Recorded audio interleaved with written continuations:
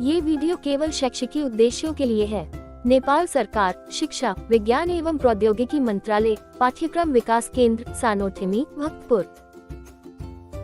समाज सुधारक संत ज्ञानदिल दास। इसके लेखक हैं सुमन पोखरेल।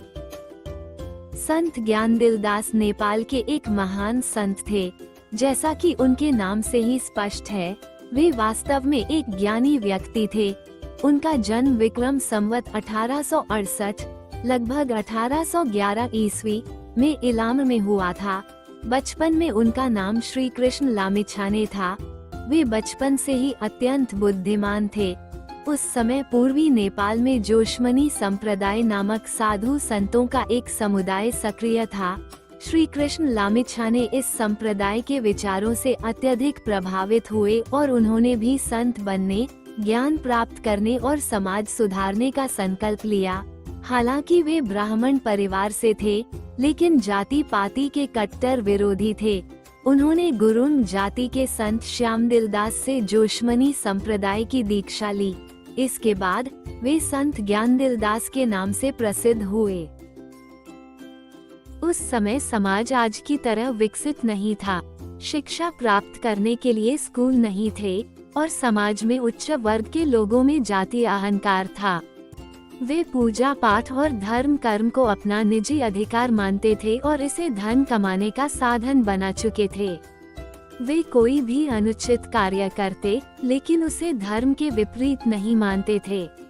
राणा शासन भी उन्हीं का समर्थन करता था, जिससे समाज में राय, लिम्बू, गुरुंग, मगर, क्षेत्री, कामी, दमाई जैसे समुदायों के साथ भेदभाव किया जाता था। ज्ञानदिल दास को इस स्थिति से गहरा आघात पहुंचा। वे ब्राह्मणों के विरोधी नहीं थे, बल्कि उनकी बुरी प्रथाओं के खिलाफ थे।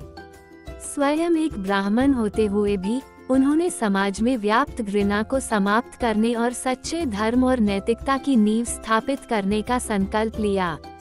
अपने गुरु की आज्ञा के अनुसार वे ओखलंगा गए और वहां के रुमजाटार क्षेत्र से जोशमनी परंपरा का प्रचार शुरू किया।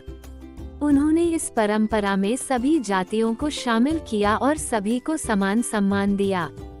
उन्होंने कामी, दमाई, सार्की समुदायों के घरों में भोजन किया, जिसे देखकर रूढ़िवादी ब्राह्मणों ने उन्हें जात फालने वाला, जातिभ्रष्ट कहकर अपमानित किया।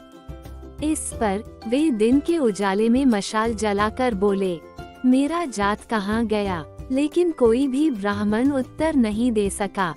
संत ज्ञानदिल दास अत्यंत बुद्धिमान, तार्किक और हास्यप्रिय व्यक्ति थे। वे किसी भी समस्या का समाधान एक क्षण में निकाल सकते थे। उस समय नेपाल में जंग बहादुर राणा का शासन था। जब जंग बहादुर को ज्ञानदिल दास के बढ़ते प्रभाव के बारे में पता चला, तो वे घबरा गए।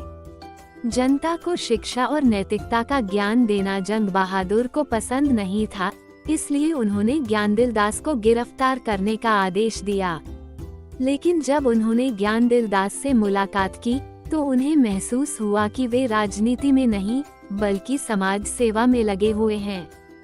इसलिए उन्होंने उन्हें छोड़ते समय एक जागीर बिरताक देने की पेशकश की, लेकिन ज्ञानदिल दास ने इसे अस्वीकार करते हुए कहा, संत के लिए पूरी दुनिया ही जागीर बिरताक है। ज्ञानदिल दास की वाणी अत्यंत मधुर और प्रभावशाली थी। जो भी उनसे मिलता, उनका भक्त बन जाता।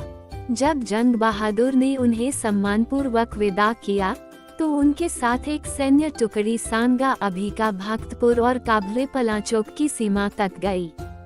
उनकी शिक्षाओं से प्रभावित होकर एक सैनिक ने अपना पद छोड़ दिया और स्वयं संत बन गया। जो लोग ज्ञानदिल दास के संपर्क में आए, उन्होंने मद्यपान, धूम्रपान और मांसाहार छोड़ दिया। वे धार्मिक और सादा जीवन जीने लगे। लेकिन जंग बहादुर की मृत्यु के बाद उनकी शिक्षाओं पर सरकार ने प्रतिबंध लगा दिया। इसके बाद वे दार्जिलिंग चले गए, जहां अंग्रेज ईसाई मिशनरियों ने नेपाली लोगों को ईसाई बनाने का प्रयास शुरू किया था। ज्ञानदिल दास ने नेपाली लोगों को अपने धर्म से जुड़े रहने की प्रेरणा दी। ये देखकर ईसाई पादरी रिवरेंड टर्नबुल को गुस्सा आया। ज्ञानदिल दास ने उन्हें धर्म विषय पर शास्त्रार्थ धार्मिक बहस करने की चुनौती दी। शास्त्रार्थ हुआ और ज्ञानदिल दास ने जीत हासिल की। संत ज्ञानदिल दास ने नेपाली साहित्य में भी महत्वपूर्ण योगदान दिया है। उन्होंने उदेलैरी नामक काव्य रचना की और लगभग 60 भजन और गीतों की रचना की। उनकी एक प्रसिद्ध पंक्ति थी, यहाँ रुमजाटार का कोदो का ढिंडो, निर्गुण का भोजन, धर्म और कर्म गुरु ने किया और ब्राह्मण रह गया अचंभित।